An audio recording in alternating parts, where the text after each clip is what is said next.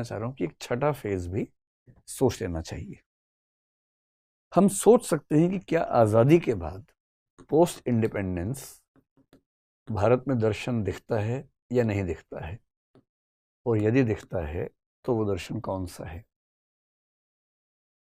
हम आजादी से एकदम पहले के दर्शनों में एक दर्शन अल्लामा इकबाल का दर्शन मान सकते हैं, क्योंकि इकबाल का दर्शन जो कि नियो वेदांत में तो नहीं आएगा, नियो हिंदुइज्म में तो नहीं आएगा, लेकिन एक यूनिवर्सलिस्टिक काइंड की फिलॉसफी है जो कि बहुत ही महत्वपूर्ण दर्शन है, पर वो आज़ादी से एकदम पहले का दर्शन है। आज़ादी के बाद के दर्शनों की बात करें तो उसमें 3-4 रास्ते निकलते हुए दिखते हैं। एक रास्ता दिखता है डॉक्टर अंबेडकर का। डॉक्टर अंबेडकर ने कई दर्शनों पर ठीक विचार विमर्श किया, काफी सोचा समझा। उन्हें हिंदू धर्म में जो जाति प्रथा थी वो खत्म नहीं होती हुई दिख रही थी। नव्य वेदांत से भी उतना प्रभाव नहीं पड़ा जितना वो सोचते थे कि पड़ जाना चाहिए। तो उन्होंने अंत में तय किया, उन्होंने पूरा मार्क्सवाद को पढ़ा, सारे धर्मों को पढ़ा, सबको खारिज कर दिया। पूंजीवाद को पढ़ा, उसको खारिज कर दिया। एक बार उनको सिख धर्म में रुचि होने लगी और बाद में उन्होंने अपने मृत्यु से 2 महीने पहले अंततः 1956 में ये तय किया कि मैं बौद्ध धर्म में जाऊंगा, लेकिन बौद्ध धर्म को वैसा स्वीकार नहीं किया जैसा बौद्ध धर्म था, न हीनयान न महायान। उन्हें पारलौकिकता बिल्कुल पसंद नहीं थी, जबकि महायान हीनयान दोनों में आप देखेंगे निर्वाण तो माना ही जाता है, कर्म सिद्धांत माना ही जाता है। उन्हें कर्म सिद्धांत में भी रुचि नहीं थी, निर्माण में भी रुचि नहीं थी। तो उन्होंने कहा कि मैं अपना ही बनाता हूं, और तब उन्होंने बौद्ध धर्म का एक नया रूप स्थापित किया जिसको बोलते हैं नवयान, और इस पर किताबें लिखी और वो खुद इसमें शामिल हुए, उनके बहुत सारे समर्थक भी इसमें शामिल हुए, और तब से ये परंपरा, इसको नियो बुद्धिज्म भी कहते हैं। तो नियो बुद्धिज्म या नवयान ये 20वीं शताब्दी की एक नई परंपरा है जो बौद्ध दर्शन को और ज्यादा जमीनी रियलिस्टिक बनाती है, जिसमें परलोक की बातें खारिज कर देते हैं। इन्होंने एक चिंतक को आधार बनाया कुछ चीजों में, आपने शायद नाम सुना होगा उसका, अजित केशकंबली नाम के एक चिंतक हुए इतिहास में, जो चारवाक परंपरा से उनका बड़ा गहरा जुड़ाव था। उनके एक बिंदु को आधार बनाकर नवयान की स्थापना हुई। जब हम नवयान पे पहुंचेंगे तब थोड़ा बहुत समझेंगे, अगर पहुंचेंगे तो। मुझे आपके चेहरे देख के लग नहीं रहा कि पहुंचेंगे, लेकिन अगर हम वहां तक पहुंच पाए तो फिर देखेंगे कि इन लोगों ने क्या कहा है। दर्शन थोड़ा बोरिंग विषय तो है ही, और वो भी इस उम्र में हंसने खेलने की। हनी सिंह की उम्र में आप अगर नवयान और ये सब पढ़ेंगे तो मुश्किल तो लगता ही है। दर्शन की भाषा में कहें, चारवाक होने की उम्र में यदि जैन हो जाएंगे या हीनयानी बौद्ध हो जाएंगे तो कैसे जीवन कटेगा, थोड़ा मुश्किल तो है ही।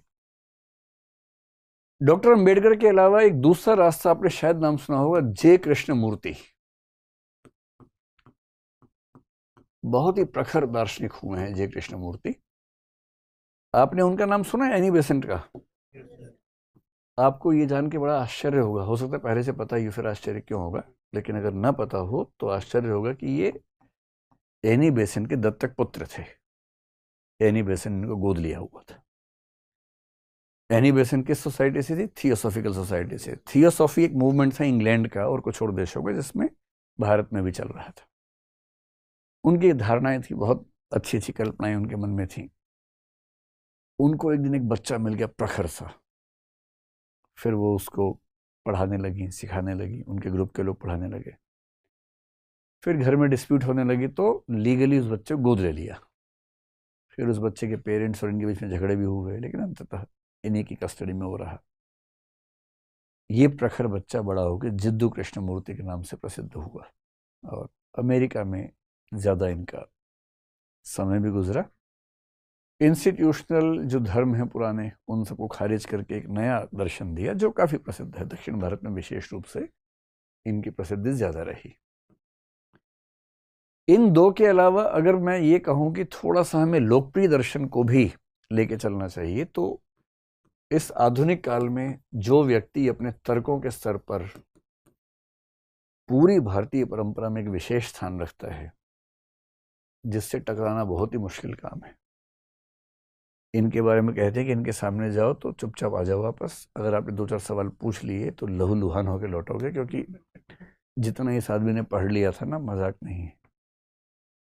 और जिस उपनिषद पे बात करो, गीता पे बात करो, अष्टावक्र गीता पर बात करो, कबीर पे बात करो, किसी कवि पे बात कर लो, ताओ धर्म है, चाइना में चलता है, लाओ त्से उसके संस्थापक हैं, उन पर भी किताब लिख दी पूरी की पूरी। जितना अध्ययन रजनीश नाम के व्यक्ति ने किया, फिलोसफी में रुचि थी, प्रोफेसर हुए जबलपुर के कॉलेज महाकौशल में, बाद में नौकरी को लात मार के पूरी तरह से दार्शनिक हो गए। और एक दौर था कि जब अमेरिका में एक शहर का नाम था रजनीशपुरम, जिसके वो संस्थापक थे। बाद में कुछ कानूनी चीज़ें हुई, वापस भारत आए। जनता पार्टी की सरकार जब मोरारजी प्रधानमंत्री थे, उनसे टकराहट काफ़ी रही इनकी। फिर पुणे में इन्होंने अपना एक आश्रम बना लिया फाइनली, लंबे समय के स्ट्रगल के बाद, और फिर उनकी मृत्यु हुई। ओशो की सबसे अच्छी बात है कि वो दुनिया के हर प्रश्न पर विचार करते हैं, धर्म, अध्यात्म, दर्शन को बहुत सारी रूढ़ियों से बाहर निकालते हैं, और उनके तर्क ऐसे हैं कि उन तर्क से लड़ना आसान काम नहीं है। बेहद तार्किक व्यक्ति हैं। और मेडिटेशन की बहुत परंपराएं भारत में हैं। इन्होंने एक नई परंपरा शुरू की, डायनामिक मेडिटेशन, जिसका सरल भाषा में मतलब है नृत्य करते हुए भी आप ध्यान कर सकते हैं। ध्यान करने के लिए कुंडली मार के बैठना और उसके बाद ऐसे करके, ये ज़रूरी नहीं है, वो भी तरीका है, लेकिन ध्यान तो नृत्य करते हुए भी हो सकता है। ये मैंने पिछली बार कहा था ना कि आप दर्शन पढ़ने के बाद डांस नहीं कर पाएंगे, तो ओशो बनेंगे तो नृत्य और दर्शन में संबंध बन पाएगा। किसी और रास्ते पर चलने में वो संबंध आमतौर पे बन नहीं पाता है। ये सब लोग मिला के इनको हम कहेंगे भारतीय दर्शन। हालांकि अधिकांश बात के लोगों का जिक्र भारतीय दर्शन में नहीं आता है, पर मेरे ख्याल से आना चाहिए। कोई ऐसा दार्शनिक आपको लगता हो छूट गया हो तो बताइए, उसको भी जोड़ लेते हैं इसमें। आपको लगे अरे ये तो छूट ही गया, फिर कैसे दर्शन पूरा होगा? आप सोच रहे हैं कि हमें तो ये भी नहीं पता थे, इतने सारे आपने बता दिए। हमें क्या पता? अरे कोई तो दिमाग में आ रहा होगा, बताइए बताइए, कोई दिमाग में आ रहा है तो। हाँ, फीमेल फिलोसफर का जिक्र, मतलब उसमें मेरी गलती कम है, परंपरा की गलती ज़्यादा है कि महिला दार्शनिक नहीं दिख रहे हैं। अगर हम बात करें महिला दार्शनिकों की, तो भारतीय परंपरा में जो उपनिषद काल है, वहाँ हमें कुछ दार्शनिक महिलाएं, विदुषी महिलाएं नजर आती हैं। और आपने इनमें से 3-4 का नाम सुना होगा। जैसे एक आपने नाम लोपामुद्रा का सुना होगा। लोपामुद्रा वो हैं जो अगस्त्य ऋषि की पत्नी हैं, और इनका ठीक ठाक मतलब उपनिषद में जिक्र आता है। आपने मैत्रेयी का नाम सुना होगा। मैत्रेयी का जिक्र आता है बृहदारण्यक उपनिषद में। ये याज्ञवल्क्य ऋषि की पत्नी थी और विदुषी थी, और इनके बीच की डिस्कशंस के माध्यम से जो बृहदारण्यक उपनिषद है उसमें डेवलपमेंट दिखाई पड़ती है। गार्गी एक विदुषी महिला थी, इनका जिक्र भी बृहदारण्यक उपनिषद में दिखाई पड़ता है। एक नाम घोषा नाम की महिला हैं, उनका जिक्र उपनिषद में दिखता है। दुख की बात है कि भारतीय परंपरा में उपनिषद के बाद से महिलाओं की जो पार्टिसिपेशन है, भूमिका है, वो नहीं के बराबर दिखती है। मतलब मैं बताना भूल गया से ज़्यादा है कि है ही नहीं, मैं कहाँ से लेके आऊँ। अब इसकी वजह क्या हो सकती है? मेरे ख्याल से तो इसकी वजह ये है कि महिलाओं की हिस्सेदारी सामाजिक, राजनीतिक, आर्थिक जीवन में हर जगह ही कम है, तो यहाँ भी कम है। विज्ञान में भी कम है, दर्शन में भी कम है, समाजशास्त्र में नहीं है, हर जगह नहीं है, पॉलिटिक्स में नहीं है, तो यहाँ भी नहीं है। और इसकी वजह ग्लास सीलिंग है, शीशे की दीवार जो दिखती नहीं पर होती है। तो क्योंकि उनको आमतौर पर घर के कामों में ही सीमित रखा गया, तो उनको बहुत स्कोप मिला नहीं, और गैप इतना बड़ा है कि उस गैप को भरना आसान काम है नहीं। अब उम्मीद कीजिए कि अब नए जो दर्शन उभरेंगे, पश्चिम में जैसे फेमिनिज्म और कई दर्शन उभरे हैं, उनमें महिलाओं की भूमिका अच्छी खासी है, लेकिन पश्चिम में भी कुल मिला की हालत ऐसी ही है।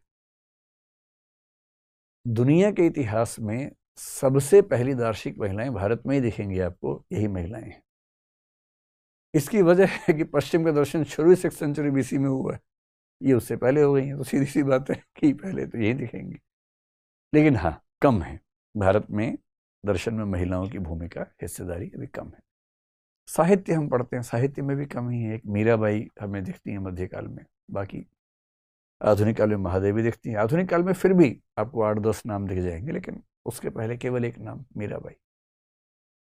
तो ये है, दुखद है पर है ऐसा ही। ठीक है, कोई और आपको लगता हो कि दार्शनिक छूट रहा है? जी सर, जैसे आर्य समाज के जो संस्थापक हैं, हाँ, उन्होंने एक स्लोगन दिया कि वेदों की ओर लो। हाँ, तो उस समय पे तो चल रहा था कि नियो वेदांत का चल रहा था। तो उन्होंने मतलब वेदों की ओर लौटो, इसको हम कैसे रिलेट कर सकते हैं कि नेशनलिज्म और इक्वालिटी पे? नेशनलिज्म उनके यहाँ है। ये कह रहे हैं कि स्वामी दयानंद सरस्वती ने वेदों की ओर लौटो कहा, इसको हम कैसे लिंक कर सकते हैं नेशनलिज्म और सोशल इक्वालिटी से। अगर आप आर्य समाज की स्थापनाएं देखेंगे, उसके 10 नियम देखेंगे और बाकी स्थापनाएं देखेंगे, तो आर्य समाज एक तो तर्क पर बहुत बल देता है, तार्किक बहस पर। आर्य समाज जाति व्यवस्था को पूरी तरह खारिज करता है, और जाति व्यवस्था खारिज होने का मतलब ही है कि आपने इक्वालिटी पर बात कर दी है। आर्य समाज में जेंडर इक्वालिटी पर ठीक ठाक स्ट्रेस है। लड़कियों की शिक्षा को लेकर आर्य समाज काफ़ी प्रोग्रेसिव स्टेप लेता रहा है। इसलिए ऐसे कई पैरामीटर्स आपको देखेंगे जहां उनका सोशल प्रोग्रेसिवनेस प्लस नेशनलिज्म। पर यह है कि उस समय के नेशनलिज्म और नियो हिंदुइज्म, नियो वेदांत में यह था कि क्रिश्चियनिटी और इस्लाम से थोड़ा सा डिस्टेंस बनाने की बात रहती थी। तो आर्य समाज में भी है, क्रिश्चियनिटी से, इस्लाम से गैप है। हाँ, जो डीएवी की परंपरा है, दयानंद एंग्लो वैदिक, वो वही है कि हम अंग्रेजी की परंपरा भी लेंगे, वैदिक भी लेंगे, और पढ़ाई लिखाई में ज़्यादा डेवलपमेंट्स करेंगे, आप कह सकते हैं। एक मोटी मोटी बात मान के चलते हैं कि पूरा भारतीय दर्शन का डेवलपमेंट हमने समझा। अब एक छोटा सा पक्ष ये समझते हैं कि अगर इस पूरे के पूरे प्रोसेस में मतलब कई हजार साल के प्रोसेस में अगर आपको कॉमन ट्रेंड्स देखने हो, ऐसी कौन सी चीजें हैं जो आम तौर पर भारतीय दर्शन में आपको दिख जाती हैं, वो कॉमन ट्रेंड्स क्या हैं, और क्या वो कॉमन ट्रेंड्स केवल भारत में ही दिखते हैं या भारत के बाहर के दर्शन में भी उनका जिक्र कहीं कहीं दिख जाता है? तो 5-6 शब्द उनका मोटा मोटा मतलब समझ लीजिए, फिर जब कोई दर्शन पढ़ेंगे उस पर ठीक से विस्तार में बात करेंगे कि उसकी क्या वैल्यू होती है। जैसे आपने एक शब्द सुना होगा, थियरी ऑफ कर्मा, जिसको हम बोलते हैं कर्म सिद्धांत। सुना है आप लोगों ने कर्म सिद्धांत क्या होता है? कर्म सिद्धांत का सिंपल सा मतलब क्या है कि आप जो करेंगे वो आपके साथ होगा। अभी जो हो रहा है वो भी किसी किए हुए के बदले ही हो रहा है, और कल को जो होगा वो आज जो कर रहे हैं उसके बदले होगा। इसको बोलते हैं कर्म सिद्धांत। कर्म सिद्धांत की धारणा हमारे उपनिषदों से आनी शुरू हो गई है, और बहुत इंटरेस्टिंग बात है कि पूरे भारत के 9 दर्शनों में एक को केवल छोड़ दें, और जब जब मैं बोलूं एक को छोड़ दें तो वो एक कौन सा छूटेगा? चार्वाक। चार्वाक को छोड़ दीजिए, बाकी 8 दर्शन, यहां तक कि बौद्ध भी, जैन भी, जो नास्तिक दर्शन है वो भी, सिख धर्म भी पूरी तरह से कर्म सिद्धांत को मानते हैं।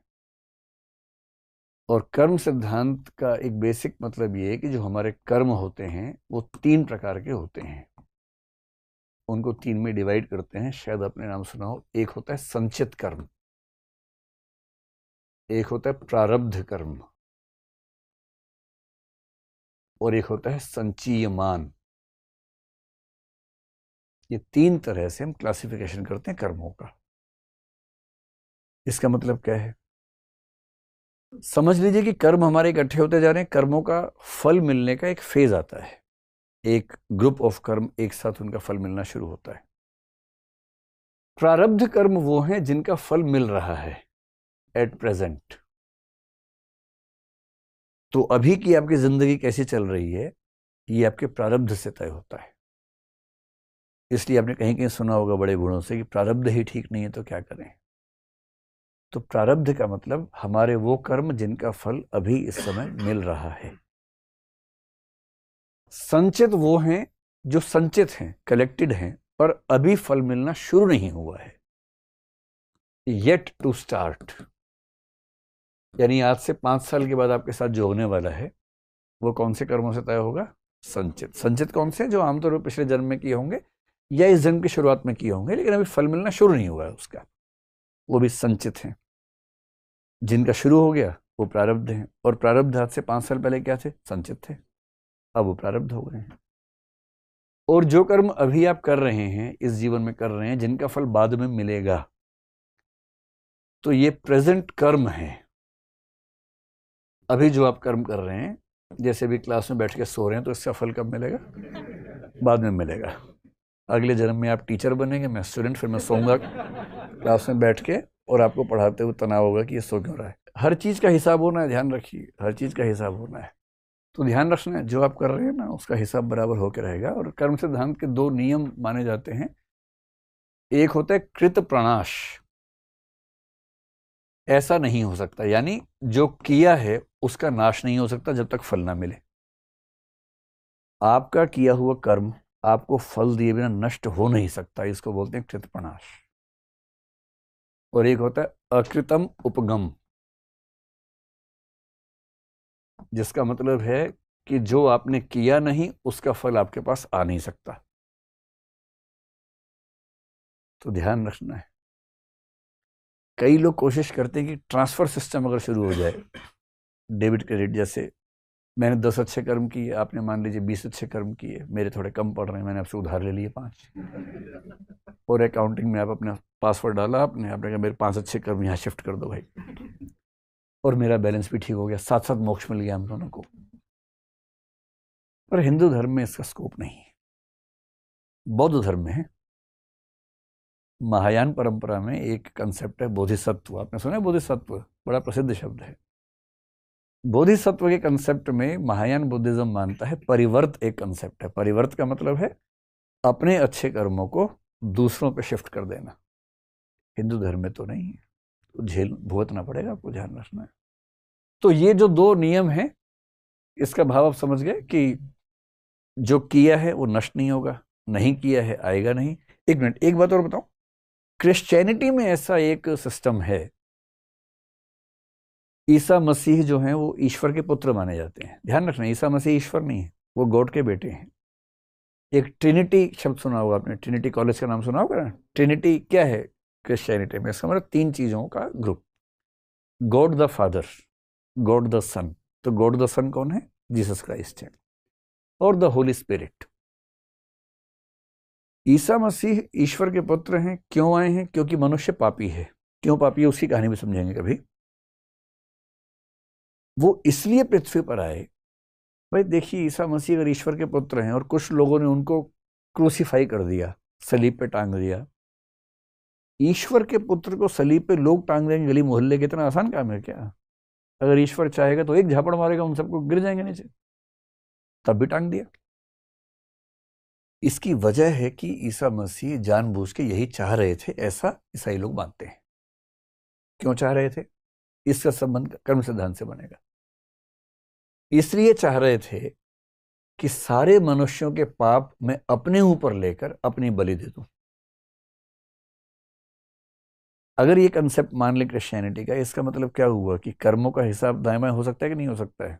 हो सकता है।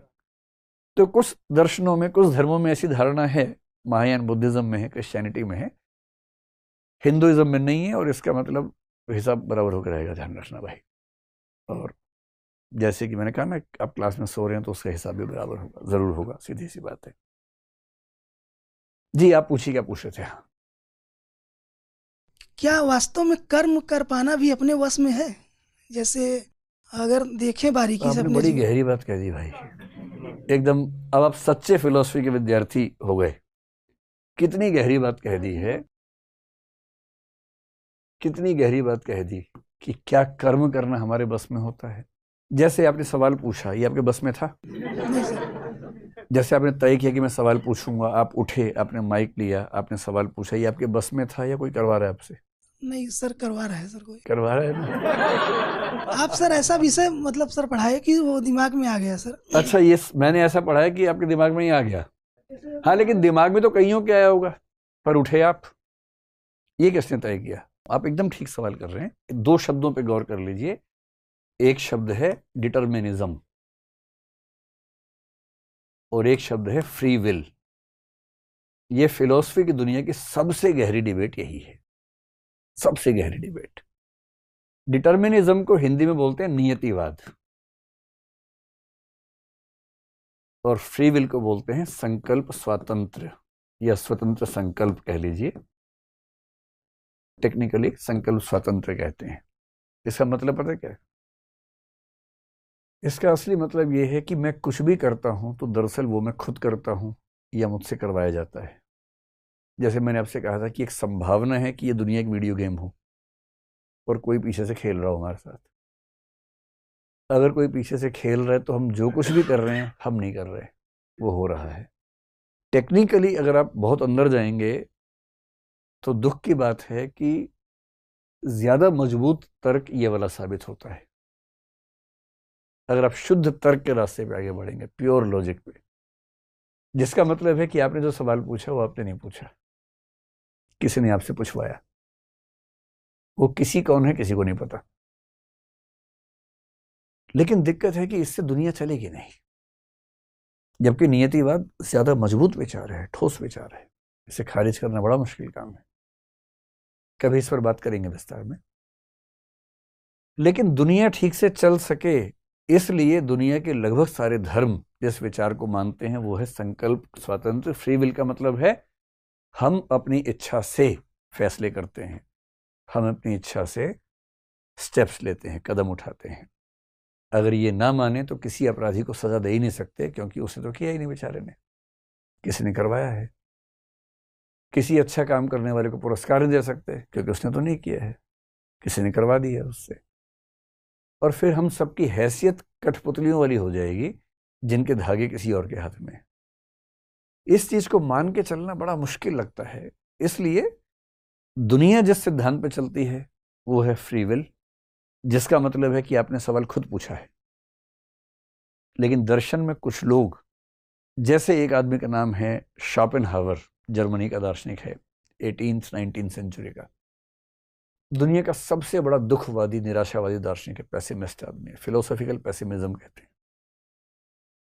उसने यहां तक कहा कि सबसे खुशनसीब वो हैं जो पैदा ही नहीं हुए, नंबर 2 पे वो हैं जो पैदा होते ही मर गए, और सबसे बदनसीब वो हैं जो जिंदा रहने को बाध्य हैं, जैसे मैं। इतना दुखी था वो इस दुनिया से। और उसने ये बात की, जो वाक्य आपने बोला ना, वो वाक्य उसने बोला, और एल्बर्ट आइंस्टीन ने कोट किया उस वाक्य को। क्या वाक्य था? मनुष्य वह कर सकता है जो वह चाहता है, पर वह यह चाह नहीं सकता कि वह क्या चाहे। आप चाह नहीं सकते, कर तो लेंगे, आपके मन में क्या इच्छा आएगी वो भी आपके बस में नहीं। Man can do what he will but can not will what he will.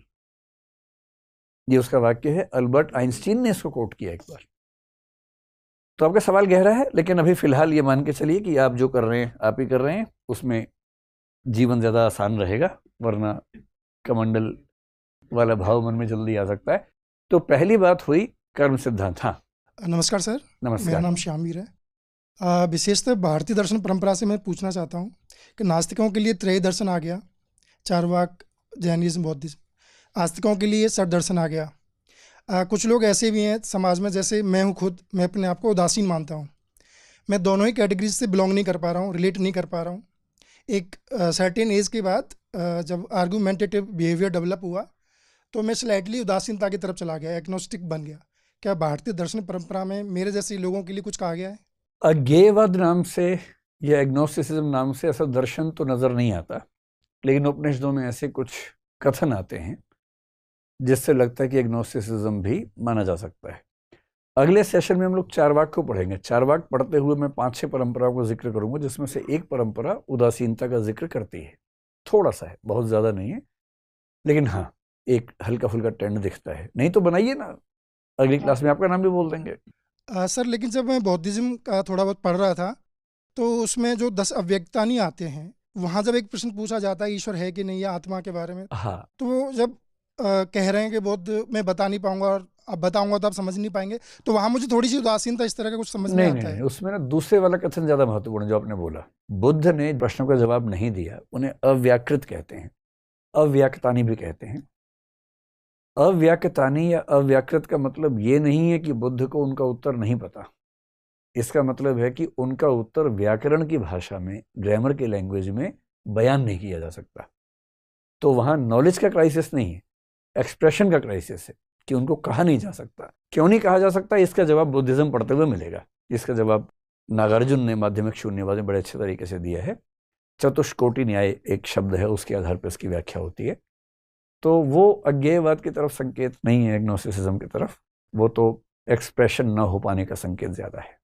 ठीक है, आप लोग तो ठीक ठाक फिलोसफी टाइप के लोग लग रहे हैं, ऐसे इतने खतरनाक सवाल पूछ रहे हैं। मुझे बताया गया था कि बहुत मासूम लोग आए हुए हैं, लेकिन धारणा गलत साबित हो रही है। चलिए, कर्म सिद्धांत के बाद 3-4 चीजें और हैं, फिर सवाल पूछ लीजिएगा। कर्म सिद्धांत को जब मान लिया तो भारतीय परंपरा के लिए, उपनिषदों के लिए बहुत जरूरी हो गया कि हम आत्मा को माने, क्योंकि कर्म सिद्धांत का मतलब यह है कि फल मिलेगा जरूर। अब सवाल है कि फल दें किसको। मान लीजिए कि एक आदमी एक्स ने वाई को जोर से थप्पड़ मारा और जब तक इसको हिसाब मिलता इसकी मृत्यु हो गई, बिना हिसाब मिले मर गया। अब अगर बिना हिसाब के कोई मर जाएगा तो हिसाब तो करना है ना भाई। कर्म सिद्धांत का मतलब है कि हिसाब होके रहेगा, सीधी सी बात है। और कई लोग ऐसे हैं जो पहले मर जाते हैं, खूब पाप किए, मौज कर रहे हैं जिंदगी में, और जब तक दंड मिलता, जेल जाते, उससे पहले मर गए, और मरे भी शान से एकदम।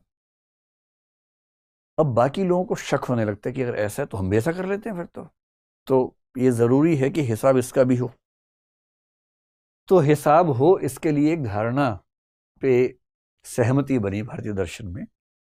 9 में से 7 दर्शन आत्मा को मानते हैं, 2 नहीं मानते हैं। वो 2 कौन है? एक तो हमेशा चार्वाक, ध्यान रखिए, वो हमेशा असहमत रहता है, और दूसरा दर्शन है बौद्ध।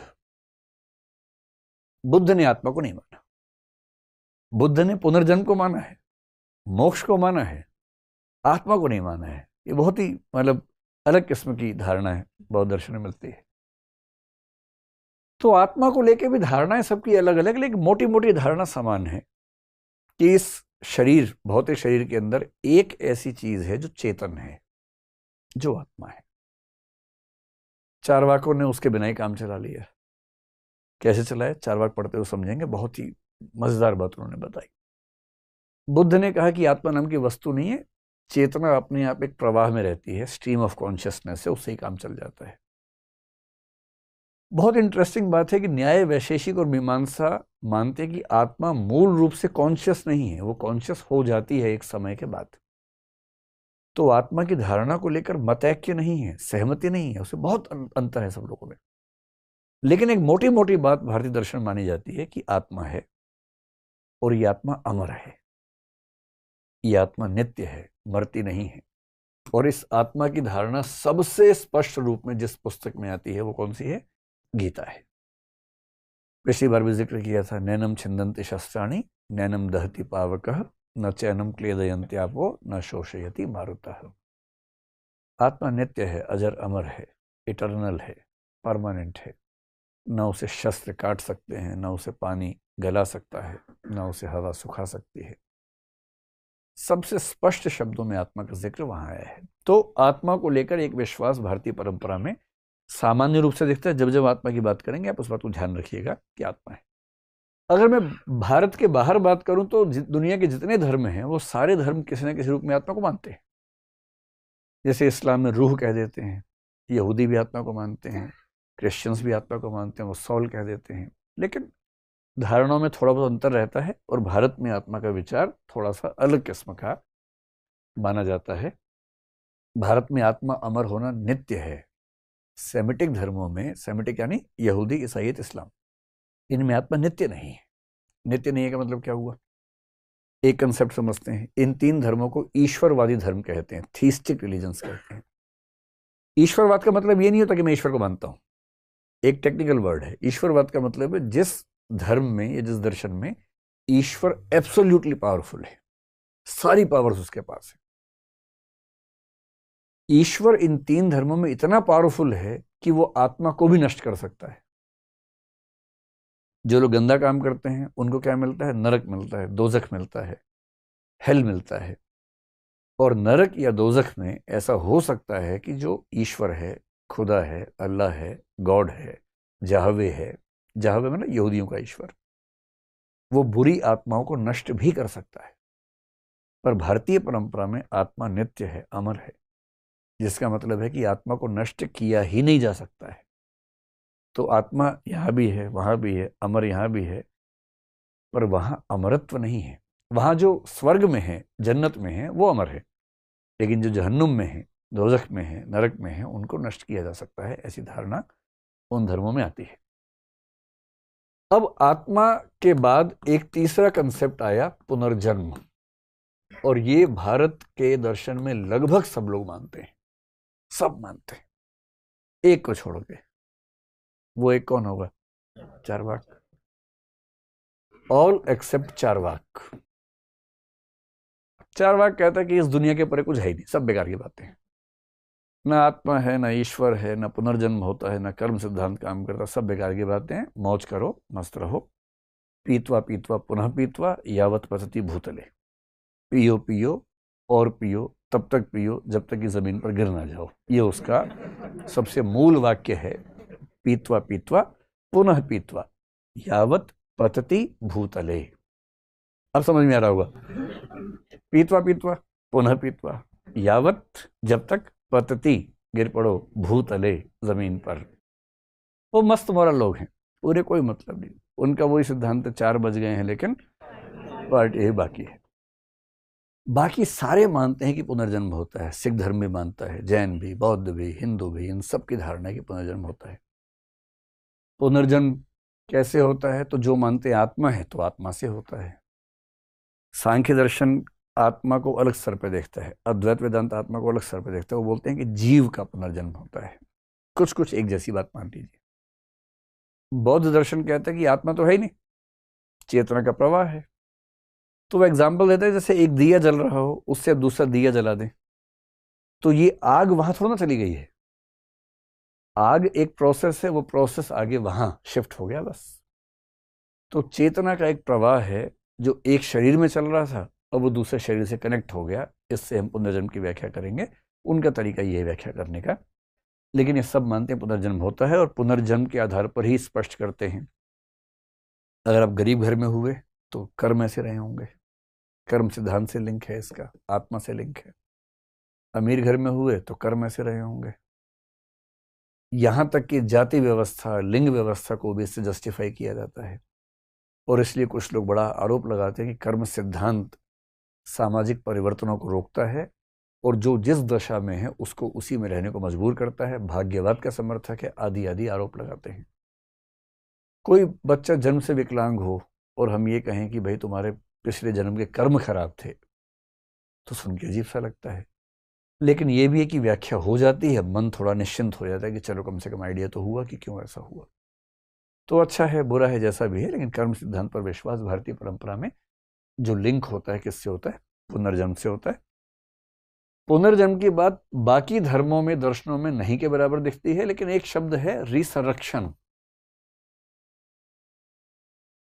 यहां कौन सा शब्द है? रीबर्थ है। रीबर्थ के लिए एक शब्द और चलता है, री इनकारनेशन। ये भी पुनर्जन्म ही है। एक शब्द चलता है मेटम साइकोसिस, ये भी पुनर्जन्म ही है। लेकिन रिसरेक्शन थोड़ा सा अलग हो जाता है। आपको आश्चर्य होगा कि पश्चिम में एक दार्शनिक हुआ जिसको आपने मैथ्स में पढ़ा होगा, पाइथागोरस। पाइथागोरस पुनर्जन्म का समर्थक था, बहुत बड़ा दावा करता था कि पुनर्जन्म होता है। प्लेटो और सोक्रेटिस ने, सुकरात ने पुनर्जन्म के समर्थन में कुछ कुछ एग्जाम्पल्स कोट किए हैं, कुछ कुछ बातें कही हैं। पाइथागोरस तो बड़ा समर्थक था। क्रिश्चियनिटी समर्थन नहीं करती है, और ये सब लोग क्रिश्चियनिटी से पहले के हैं, ये ईसा पूर्व के हैं ना, तो क्रिश्चियनिटी तो ईसा के बाद हुई। ईसा पश्चात में एक व्यक्ति हुआ ब्रूनो नाम का, जी ब्रूनो, इटली में था। ये साइंटिस्ट भी था, मैथमेटिशियन भी था, फिलोसोफर भी था, और उसने खूब मिस्टिकल एक्सपीरियंस लिए। प्रोटेस्टेंट जब धर्म शुरू हुआ उसमें कैल्विनिज्म था, ये कैल्विनिज्म को मानता था, और उसने दावा कर दिया कि भाई पहली बात तो ये कि ये जो पृथ्वी है, संसार है, ये ईश्वर ही है, क्रिश्चियनिटी इस बात को नहीं स्वीकार करती। फिर इसने कहा कि रीबर्थ भी होता है, क्रिश्चियनिटी इसको भी स्वीकार नहीं करती है। फिर इसने कहा कि ये जो पृथ्वी है अकेली पृथ्वी नहीं है, सूर्य अकेला नहीं है, ऐसे बहुत सारे और भी तारे हैं और हर तारा एक सूर्य है। इससे भी क्रिश्चियनिटी को दिक्कत थी। और इन सब बातों को सुन के इसको 7 साल जेल में डाला गया। जेल से निकला, फिर पूछा अब दिमाग ठीक हुआ कि नहीं हुआ। इसने कहा विचार मेरे तब भी सही थे, आज भी सही हैं, आपके ही गलत हैं। और तब 1600 ईस्वी में इसको रोम में चौराहे पे खड़ा करके जिंदा जला दिया गया। तो फ्रीडम ऑफ स्पीच जिसको बोलते हैं, फ्री स्पीच के लिए जो लोग शहीद हुए, सुकरात हुए जैसे ये हुए, इनका बड़ा सम्मान है उस परंपरा में। पर इनका दावा है कि पुनर्जन्म होता है, रीबर्थ होता है। आजकल साइंस में कुछ लोग दावा करने लगे हैं कि रीबर्थ होता है। अगर आप साइंस में देखना चाहें तो साइकोलॉजी, साइकेट्री में एक ब्रांच है पैरासाइकोलॉजी, कभी इस पर विस्तार में समझेंगे। एक नाम कभी देखिएगा, प्रोफेसर इयान स्टीवेंसन नाम के आदमी हुए, वर्जीनिया विश्वविद्यालय में 40 साल तक रिसर्च करते रहे, 12 किताबें लिखी, जिनमें से एक किताब का नाम क्या है, 20 केसेस सजेस्टिव ऑफ री इनकारनेशन। हजारों केसेस, जो बच्चे दावा नहीं करते कि मुझे पिछले जन्म का याद आ गया, ऐसे हजारों केसेस को स्टडी किया, हर तरीके से खारिज करने का प्रयास किया, और अंत में 20 केसेस के बारे में लिखा कि भाई इन 20 मामलों में सारी तहकीकात के बाद भी मैं साबित नहीं कर पा रहा कि कुछ और है, मुझे लगता है कि पुनर्जन्म का संकेत है ये। 20 केसेस सजेस्टिव ऑफ री इनकारनेशन, जिससे सजेशन मिलता है कि री इनकारनेशन होता होगा, पुनर्जन्म होता होगा। बाद में इनको और मजा आने लगा, फिर एक और किताब लिखी। अब इन्होंने एक स्टडी की कि जो बच्चे विकलांग पैदा होते हैं या शरीर पे जो निशान होते हैं अलग अलग, क्या जन्म की विकलांगता और शरीर के निशानों का संबंध पुनर्जन्म से है। और तब एक किताब लिखी, where reincarnation and biology intersect. और इन्होंने साबित करने का प्रयास किया कि यदि किसी बच्चे के शरीर पे कुछ निशान हैं तो इनका, या विकलांगता है, इसका संबंध भी पूर्व जन्म से हो सकता है। ऐसे केसेस स्टडी करके किताब लिखी, रिसर्च कर दी। और भी कई लोगों ने किया।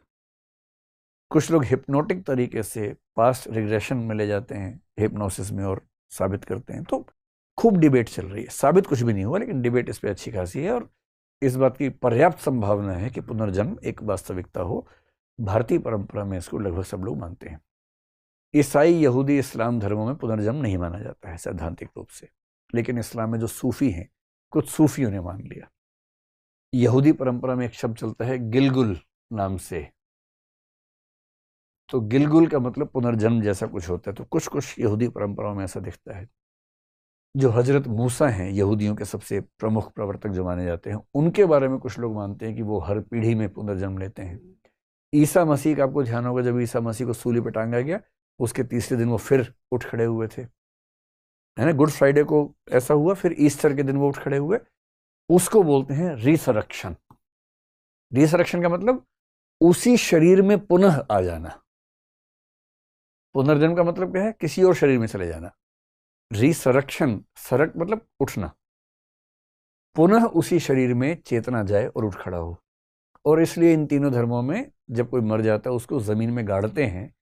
विश्वास क्या है कि जब न्याय का दिन होगा, कयामत का दिन होगा, उस दिन उसी शरीर में चेतना लौटेगी और ये शरीर उठ खड़े होंगे।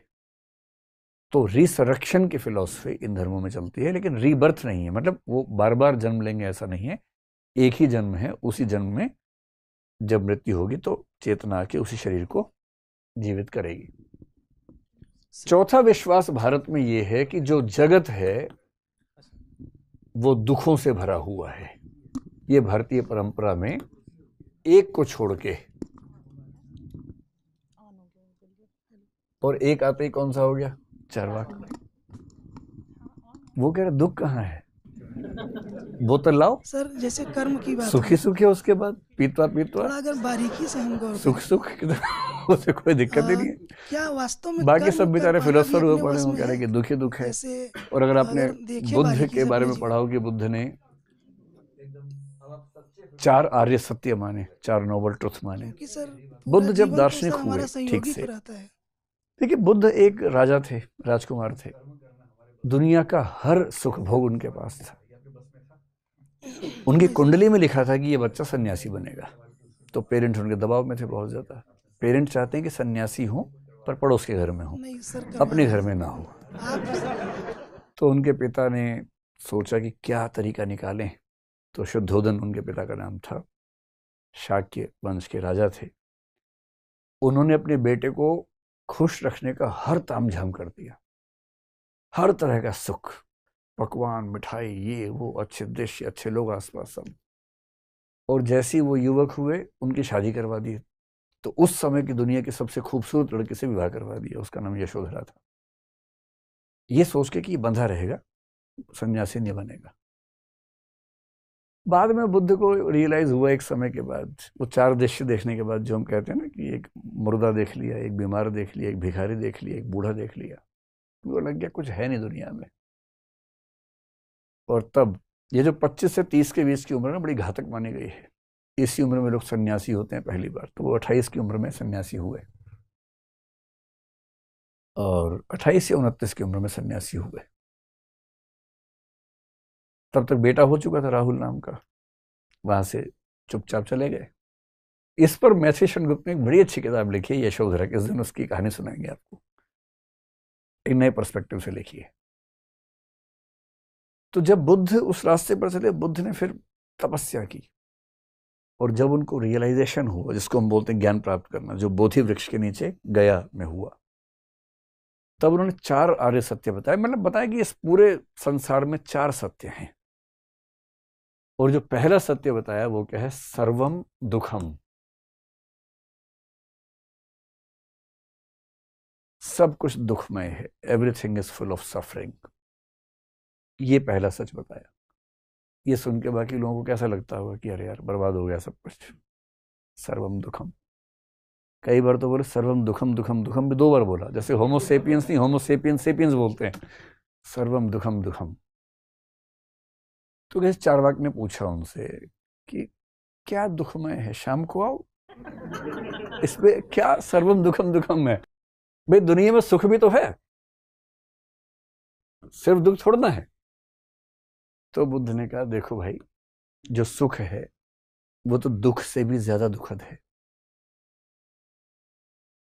तो बोले ये कैसे? तो बोले देखो, सुख के साथ 3 समस्याएं हैं। पहला, उसे प्राप्त करने के लिए बहुत दुख झेलना पड़ता है। जैसे आप में से जो बच्चे यूपीएससी की तैयारी कर रहे होंगे, कलेक्टरी का सुख मिलेगा, इसके लिए 3-4 साल पढ़ना पड़ता है, और पढ़ना तो दुखद ही है, जैसे भी क्लास में बैठना दुखद ही है ना। तो सुख की प्राप्ति के लिए बहुत दुख झेलने पड़ते हैं। पहली बात, सुख मिले ना मिले ये आशंका हमेशा रहती है ऊपर से। मान लीजिए सुख मिल गया, सुख मिलने के बाद हमेशा ये तनाव की हाथ से निकल ना जाए, फिर ये दुख रहता है। जैसे जो अकेले हैं उनका दुख क्या है कि वो अकेले हैं, जो साथ में हैं उनको तनाव है कि साथ बना रहे, इनसिक्योरिटी से भरे हैं। स्पेशली वो जिनको अपने से अच्छा मिल गया है, उनको हमेशा लगता है कि इसको सत्य का आभास ना हो जाए, और बांधने के चक्कर में लगे रहते हैं, किसी तरह से बंध जाए मेरे साथ। ये भय तो रहता ही है, किसी को भी रहता है। और जो बंधने वाला है नहीं, वो बंध सकता नहीं है। जो आज आपके पास है वो हमेशा तो रहेगा नहीं, कभी ना कभी सुख छूटना ही है। और जिस दिन सुख छूट जाएगा, उस दिन सुख के खो जाने का बहुत भारी दुख होता है। आईएएस जिस दिन रिटायर होता है ना, उसके अगले दिन सुबह का जो दुख होता है, उससे एक दिन पहले वो छींकता भी है तो 10 लोग आ जाते हैं, राज्य सरकारें उठ जाती हैं कि छींका है आईएएस।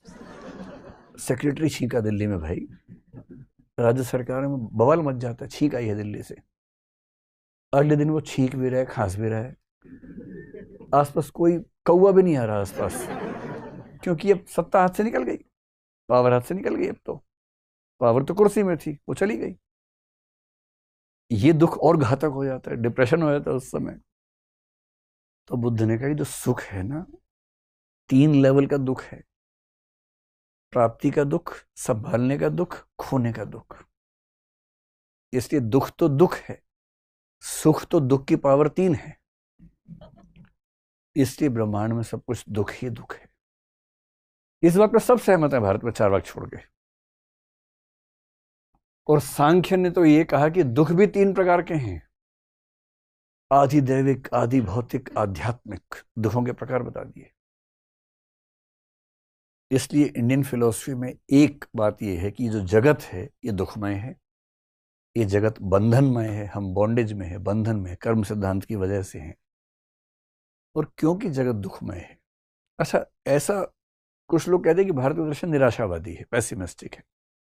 बस ये ध्यान रखना कि हम शुरुआत दुख से करते हैं, अंत मोक्ष पे करते हैं जो कि दुखों से मुक्त है। और इसलिए बुद्ध के भी जो 4 आर्य सत्य हैं उसमें चौथा क्या है? दुख निरोध मार्ग, कि दुख से मुक्ति का रास्ता भी है। और उस रास्ते का नाम अष्टांगिक मार्ग है। हम जब बौद्ध को पढ़ेंगे तब उसका नाम समझेंगे। देखिए, कोई निराशावादी है या नहीं, इसकी पहचान किस चीज से होगी? शुरुआती स्तर पे या अंत के स्तर पे? अंत के स्तर पे। अंत में निराशा नहीं है, शुरुआत इस बात से कि हाँ जगत में दुख है।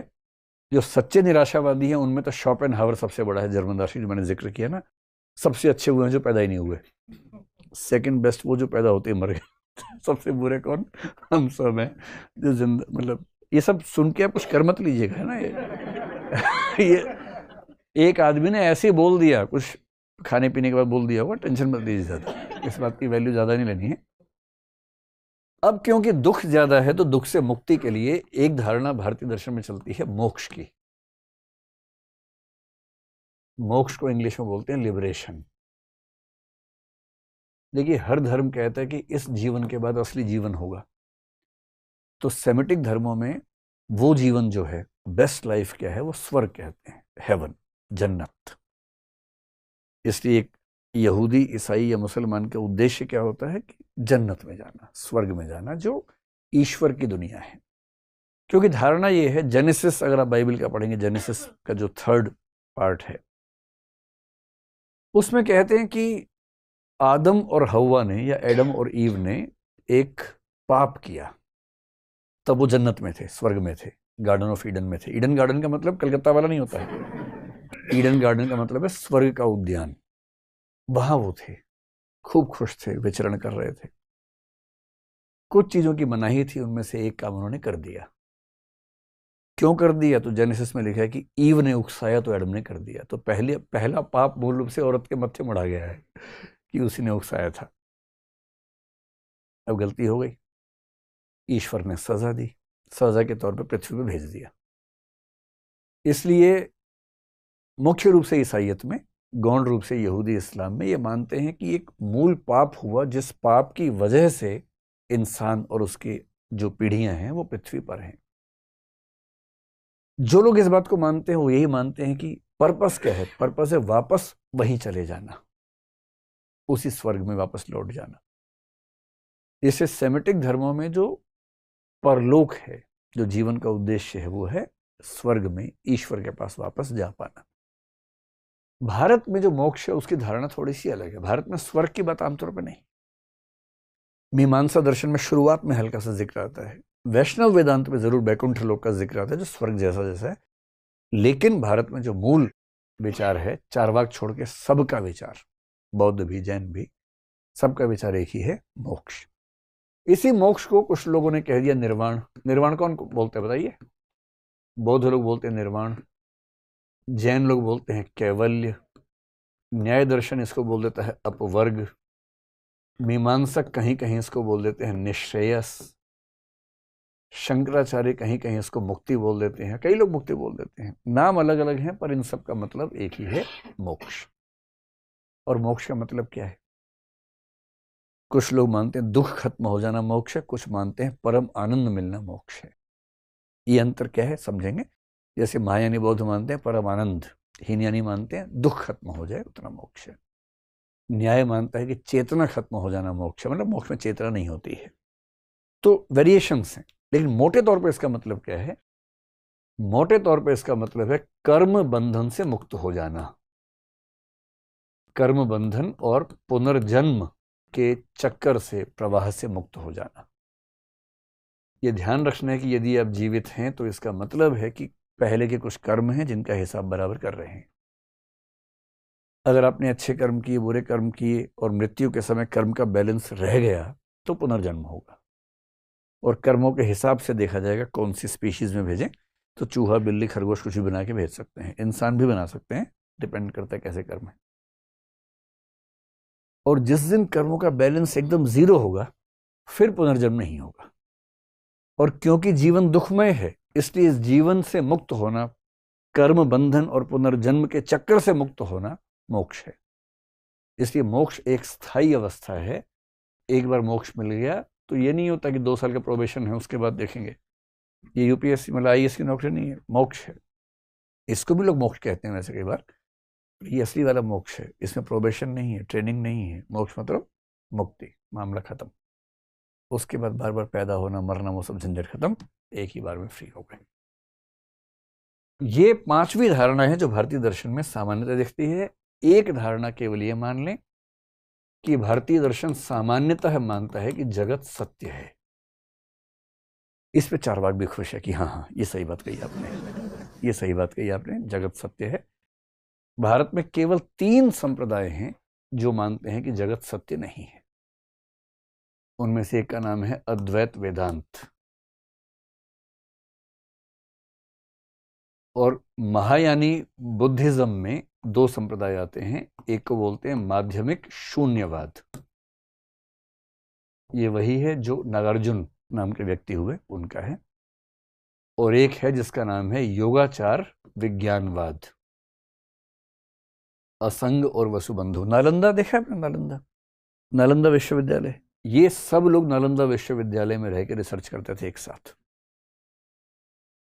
तो जो बिहार का नालंदा नामक स्थान है, नालंदा विश्वविद्यालय का बहुत बड़ा कंट्रीब्यूशन जो है वो महायानी बुद्धिज्म है। नागार्जुन वहाँ के प्रिंसिपल हुआ करते थे, असंग वसुबंधु वहाँ प्रोफेसर हुआ करते थे, एक ज़माने में एक साथ रहते थे। मैं जब नालंदा देखने गया पहली बार तो वहाँ मैंने इन सब का नाम पढ़ा, मैं तो घबरा गया कि ये सब यहाँ बैठते थे एक साथ। तो इन सब लोगों ने मिलकर ये माना कि ये जगत सत्य नहीं है, ये जगत प्रतीत होता है, फिनोमिना है। फिनोमिना का मतलब जो प्रतीत हो रहा है, रियलिटी नहीं है।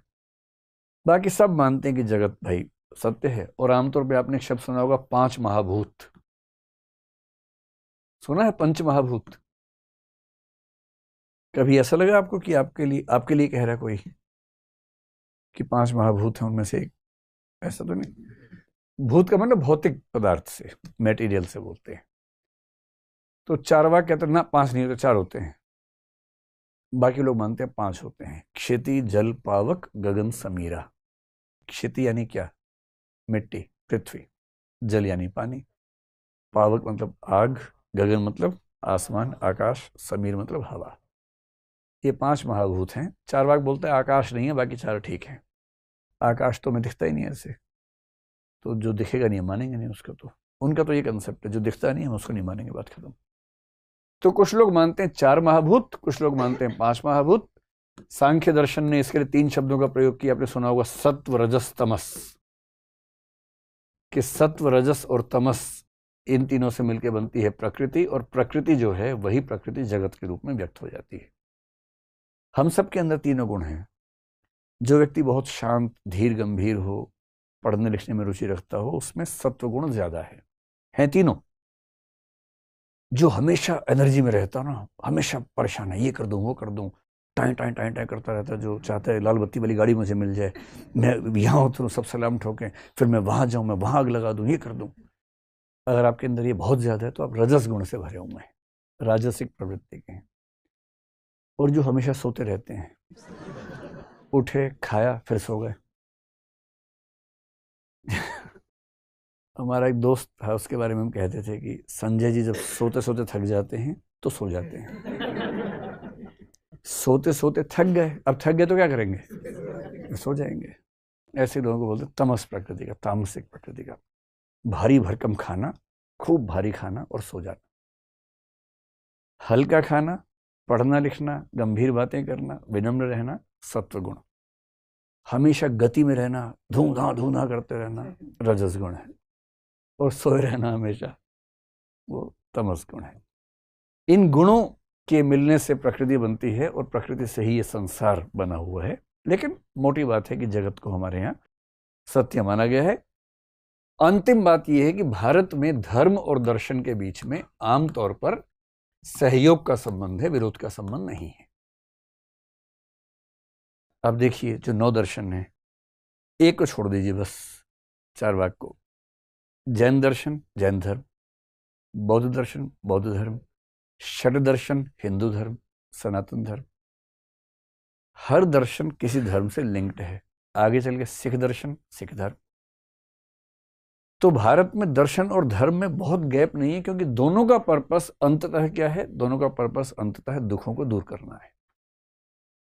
एकेडमिक फिलॉसफी नहीं है ये व्यवहारवादी दर्शन है, अप्लाइड फिलॉसफी है। जीवन के दुखों को दूर करने वाला मामला ज्यादा है। जबकि पश्चिम में आप देखेंगे तो पश्चिम में धर्म और दर्शन में उतना साम्य नहीं दिखता है।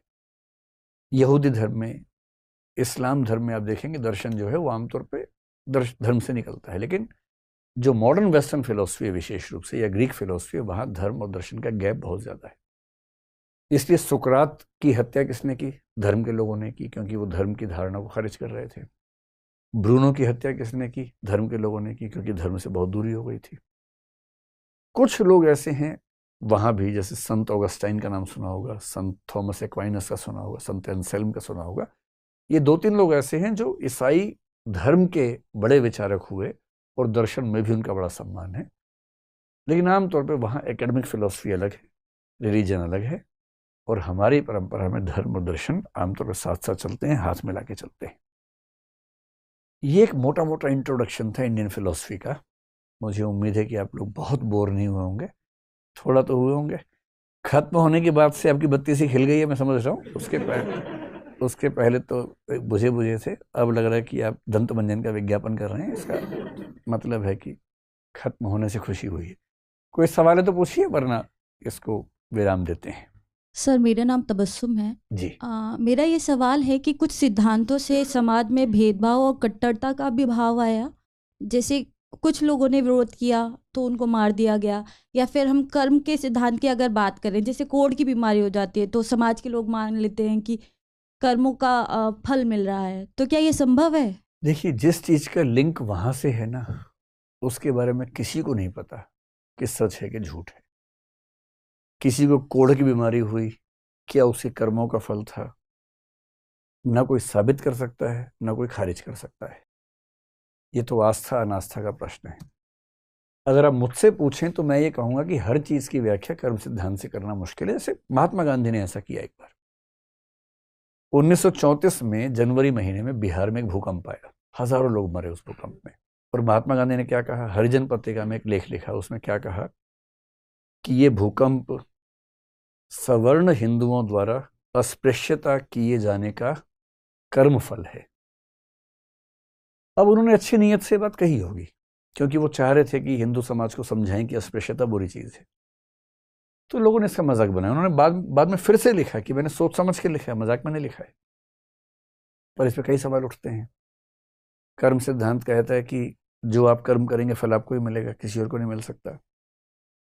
मरने वालों में तो ऐसे लोग भी थे जो अवर्ण थे। अगर ये केवल अस्पृश्यता करने वालों के कर्मों का फल था तो वो क्यों मरे जो अस्पृश्य थे? जब तार्किक सवाल सोचेंगे तो आप पाएंगे कि बहुत सारी व्याख्याएं लागू नहीं हो पाती हैं। मेरी निजी राय ये है कि हम हर दुर्घटना की व्याख्या कर्म सिद्धांत से ना करें, वरना एक दिक्कत ये आती है कि हमें समाज की हर बुरी चीज को भी जस्टिफाई करना पड़ेगा, और उससे फिर समाज का संचालन थोड़ा सा मुश्किल होगा। तो कर्म सिद्धांत एक मोटा मोटा सिद्धांत है जो ये कहता है कि हम गलत कर्म करेंगे तो फल जरूर मिलेगा, पर हर चीज पर एकदम मक्खी पे मक्खी बैठा के उसको लागू करने में संकट ज्यादा होगा, इसलिए उससे बचना चाहिए। बचेंगे तो बेहतर रहेगा। नमस्ते सर, मेरा नाम हेमंत है। सर, मैं ये पूछना चाहता हूँ कि सृष्टि की रचना हुई और हम हर दिन अच्छे हो रहे हैं या बुरे हो रहे हैं, होते जा रहे हैं, पर हमको जाना कहाँ है? ये सृष्टि कहाँ तक जाना चाहती है? यार, तुमने बड़ा खतरनाक सवाल पूछ लिया भाई। कह रहे हैं कि सृष्टि की शुरुआत से अब तक हम अच्छे हुए या बुरे हुए, और जाना कहाँ है? किसी को नहीं पता भाई। बुरी हुई कि अच्छी हुई, मेरे ख्याल से कई बिंदु हैं जो साबित करते हैं कि अच्छी हुई। हम लोग प्राचीन काल की तुलना में ज्यादा सभ्य हैं, ज्यादा समृद्ध हैं, तकनीक हमारे पक्ष में है। समता मूलक समाज पहले की तुलना में ज्यादा है। आज महिलाओं को अधिकार मिलने शुरू हुए, पहली बार एनिमल राइट्स की बात होनी शुरू हुई। तो कई चीजें ऐसी हैं, और मानवाधिकार की बात आजकल हर जगह होती है। कई ऐसी चीजें हैं जो साबित करती हैं कि आज की दुनिया पहले की दुनिया से बेहतर है।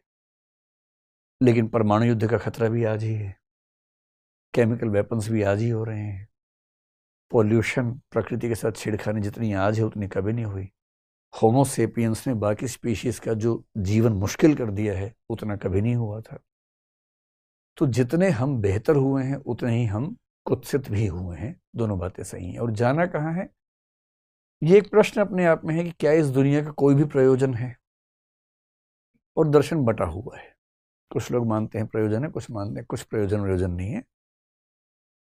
दुर्घटना से हम पैदा होते हैं, दुर्घटना से हम मरते हैं, इतना ही जीवन है। कुछ लोग ऐसा मानते हैं, पर ऐसा मानने से निराशा आती है, वैराग्य आता है। तो ऐसा मानिए मत। आप मानिए कि एक विशेष प्रयोजन के लिए ईश्वर ने आपको भेजा है और आप उसको पूरा करने का प्रयास करें। ये मानने से दिल खुश रहता है। बात सच है झूठ है पता नहीं, लेकिन दिल खुश रहता है मानने से।